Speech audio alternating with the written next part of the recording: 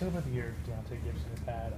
I think defensive line's been maybe arguably the best position group. I mean, what does he contribute to that? Well, he's had to overcome an injury. I mean, it's been another hard year for him. He missed quite a bit of time, but he's come back. He played really well a week ago, probably his best week of the year.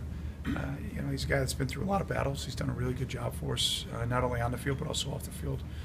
Really emerging as a leader, and I think as we get a month from now, 2 months from now, he's talking January. He's going to play a critical role in getting us back to a championship program. There's no doubt about that. After a loss like Saturday, a tough game like that, just what do you do as a coach to Darius to say this is done with it and move on? Well, you show him the tape. I mean, I've had to answer a lot of questions about the last play of the game, but there was about 18 to 20 other ones that cost us the game more than that.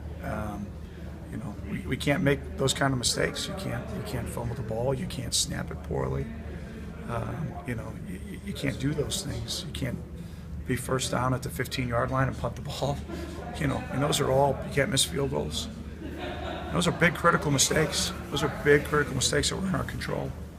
And then, you got to learn from it. You got to move on. You got to do too much of that. Kind of getting old. You said Keeler's out again? Yeah. Who do you anticipate sort of stepping up in that role? Yeah, same thing we did a week ago. And then some other guys hopefully playing well. You saw a lot more of Dan Vitale. Probably as healthy as he's been in 3 weeks.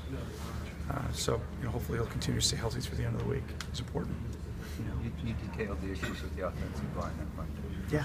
But how does a unit go from performing solidly for 3.5 games to basically being a shitter for the last 2.5? Yeah, well, that's being awfully nice to him. That's being really nice. Well, I think number one, it has to do with trusting yourself, and worrying about a lot of things. Some of the things that we talked a lot about as a staff is, when our O-line decides to act like they're in a chemistry class, we're not very good. And we've done way too much of that. And so that's the things that Mick and I have talked to Adam about. We talked in the offseason about simplifying things, and I really thought we did, terminology-wise and schematically. And I thought we saw some positive things from that. But then you got to game plan, and you got to put little things in. And getting way too much paralysis by analysis. I mean, way too much. I mean, that was like the 4th and 2 play.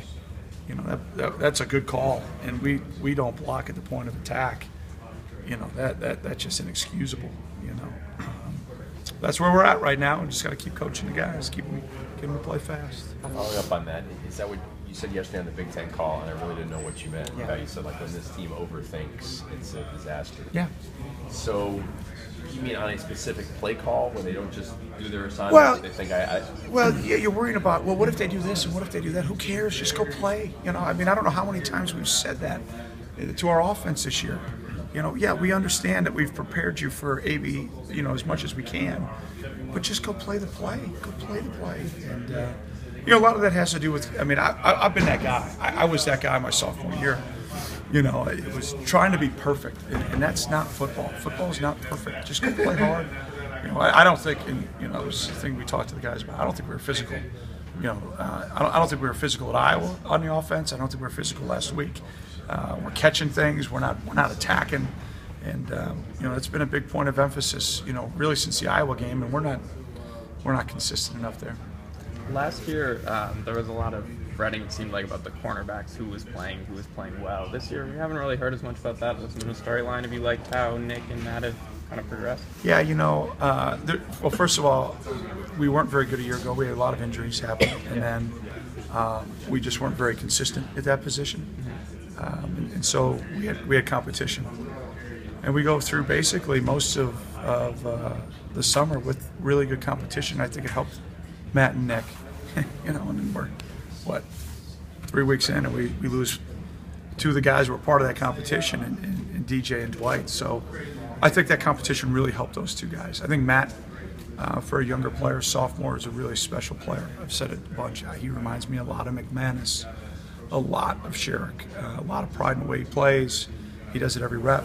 I wish we had more depth, because then we could have him more involved in the kicking game. We've gone into some games with 3 corners this year. It's a pretty scary proposition. And so we've been very fortunate that Nick and Matthew stay healthy. And really, outside of the Iowa game with Nick, I think Nick's played really well. And I mean, you got to credit their guys. I mean, Iowa. I mean, they were on fire. I mean,